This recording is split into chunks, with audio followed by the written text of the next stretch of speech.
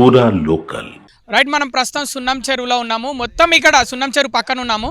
ఇక్కడ దాదాపు మొత్తం 80 గుడిసెలు కూలగొట్టేశారు. దాంట్లో చాలా మొత్తం అందరివి రిజిస్ట్రేషన్ ల్యాండ్స్ అని అంటున్నారు వాళ్ళందరూ.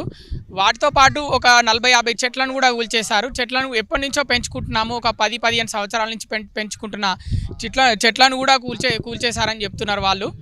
అలాగే మేము ఎట్లా అయితే ఇక్కడి నుంచి జరిగిన పరిస్థితి, మీరు మళ్ళీ వచ్చినా మేము ఇట్లనే నిల్చుంటాము, మీరు నోటీసులు ఇవ్వకుండానే వచ్చారు కాబట్టి మేము కూడా మీకు చెప్పకుండా ఎలాంటి ఇన్ఫర్మేషన్ ఇవ్వకుండా మేము కూడా ఇక్కడనే ఉంటున్నామని పరిస్థితి. ధైర్యంగా వీళ్ళు చెప్తున్న పరిస్థితి ఏంటంటే, ఇది ల్యాండ్లు మావి, మేము జరగము, మేము ఇక్కడనే ఉంటాము, ఏం చేసుకుంటారో చేసుకోండి, నేను మళ్ళీ కట్టుకుంటున్నా, మళ్ళీ కూలగొట్టండి, మళ్ళీ కట్టుకుంటున్నా అని ధైర్యంగా చెప్తున్నారు. తప్పితే మాకు ఏడలేదు గూడు పోయి చెర్ల తావాలన్న పిల్లల తల్లుని తీసుకొని నిన్నటి సంధి వర్షంలో తడుచుకొని పిల్లలు ఆగమాగం అవుతారు, కూడు లేకుండా ఏం లేకుండా.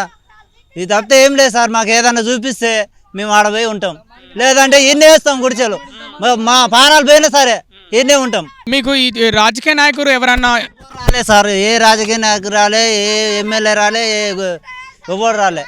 ప్రతిపక్ష పార్టీలు సరే, కాంగ్రెస్ వాళ్ళు కూల్చేసిరు, కాంగ్రెస్ వాళ్ళ సపోర్ట్ నేను మాట్లాడట్లేదు. ప్రతిపక్ష నాయకులైనా ఏదన్నా వివిధ ఏ రాజకీయ నాయకులు రాలేదు, ఎక్కువ రాలేదు. మేమే రాజకీయ నాయకులు అందరూ దీనికి భయపడుతున్నారు అనుకుంటున్నారా?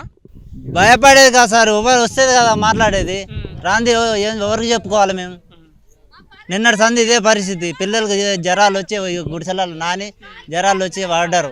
గవర్నమెంట్ వాళ్ళకు ఒక ఏదైతే వేడుకుంటున్నామో లోకల్ లీడర్లకి, కార్పొరేటర్లకి, ఈ ఎమ్మెల్యేకి, ఈ ఏరియాకి సంబంధించిన ఎమ్మెల్యేలకి, మిగతా ప్రతిపక్షాలకు సంబంధించిన రాజకీయ నాయకులకి మేము వేడుకుంటున్నాం, దయచేసి మాకు ఫుడ్ మేము ఎలాంటి ఆహారం తీసుకొని పరిస్థితి, మాకు కనీసం ఆహారం పెట్టించండి అని వాళ్ళైతే అడుగుతున్న పరిస్థితి.